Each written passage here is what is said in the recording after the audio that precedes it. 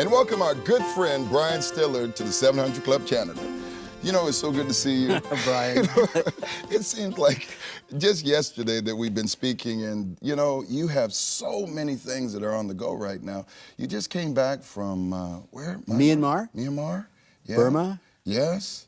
You've been really engaged in a lot of what's been taking place. I mean, some challenging things are taking place. And it varies. People ask me what are the most important movements, or what do I find the most fascinating? Yep. You go to the hundreds of countries and you find every place people of faith, yeah. people struggling, people living in victory, challenges, all kinds of. So it depends on the country. It just God is at work everywhere. And you know, so many times we look at Canada and we think that everywhere else is sort of very similar. But Canada's a unique nation, isn't it? It's very different. It's a combination. It's European and American. Yes. We're come out of the French and British, and yet our closest friends are Americans. So we have the dynamic between the two, and we're somewhere in between. We are a Catholic country, 47% Catholic, 12% evangelical. So you've got a very different dynamic, very different ratio than the U.S. You've got a secularization that's been going on in Canada that the U.S. has never known. So you have here in this country great openness of faith, yes. And yet we have, with respect to the Supreme Court decision on Trinity Western, we have a different kind of restriction that I think is unfortunate. It's our reality, so now we have to live with it. We have to figure out in this world, and it's true any place you go, whether it's Rwanda or Myanmar or Nepal, you ask, in this situation, given these realities, we are now in Persia. We're the Jews in Persia. Yes. What does it mean to be the Jews in Persia? What does it mean to be Christians in Canada? You got to figure out the context and ask the Spirit to give you wisdom and boldness to declare and live out the life of Christ in this world, and not pretend that we're in the U.S. or some other place. You know, I love that, because so many times we're living in another place or another time instead of understanding where we are right now and seizing the moment. You've got a project that you've been really passionate about, from Jerusalem to Timbuktu, and talking about the gospel. And you've been in all of those places as well, because you, not only with Faith Today, but also with Tyndale Bible College and Seminary, and some of the areas at every level of Christianity, and also education in helping people to understand and navigate the terrain of how do we understand the process of walk with God. So when you start talking about from Jerusalem to Timbuktu, why'd you write this, Brian? 7 years ago, I became global ambassador for the World Evangelical Alliance. Yes. There are 3 world Christian bodies. The Catholics are 1.2 billion, evangelicals about 640 million, the World Council about 500 million. So that's 640 million people. Yeah. I serve as global ambassador. So I travel. I've been to about 85 or 90 countries. Yes. People ask, what's going on? Well, I looked at one statistic.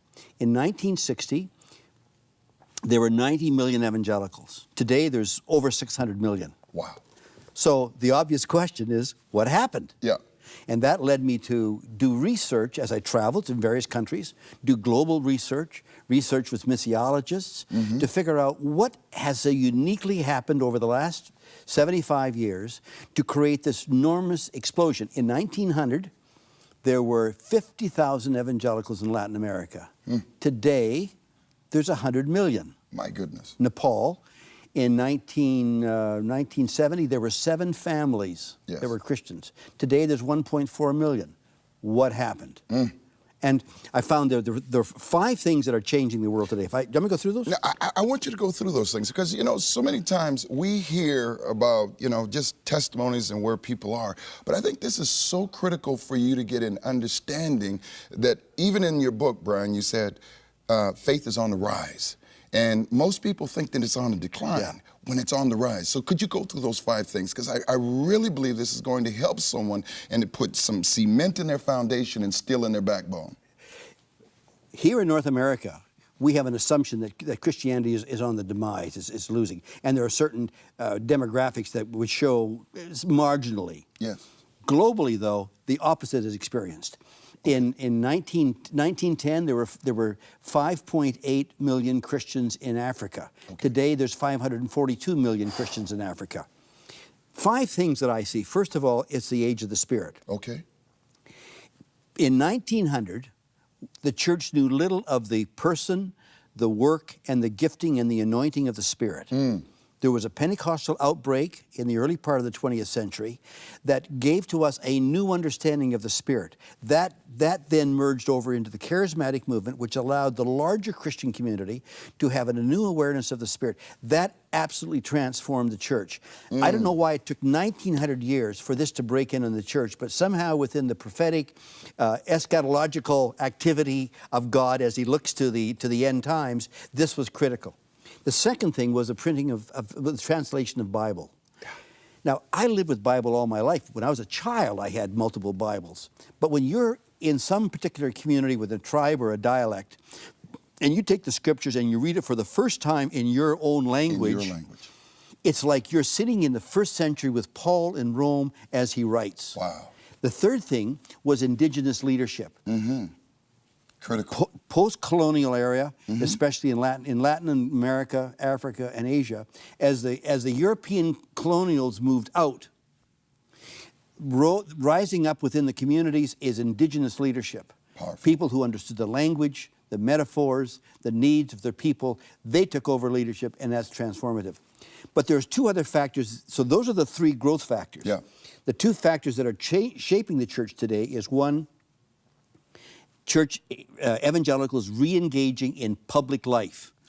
You see, in much of the early part of the 20th century, the evangelical Pentecostal world said, Jesus is coming soon, so don't worry about the world, just get people ready for eternity. Hunker down and wait for him to come.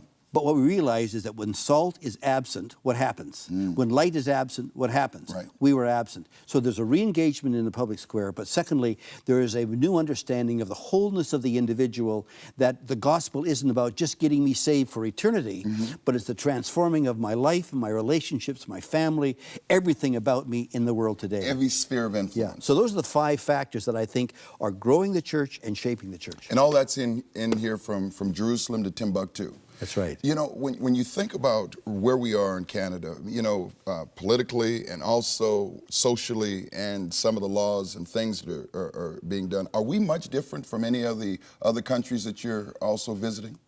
Well, it's very different because Canada has this growing edge of secularity, which says that faith has nothing.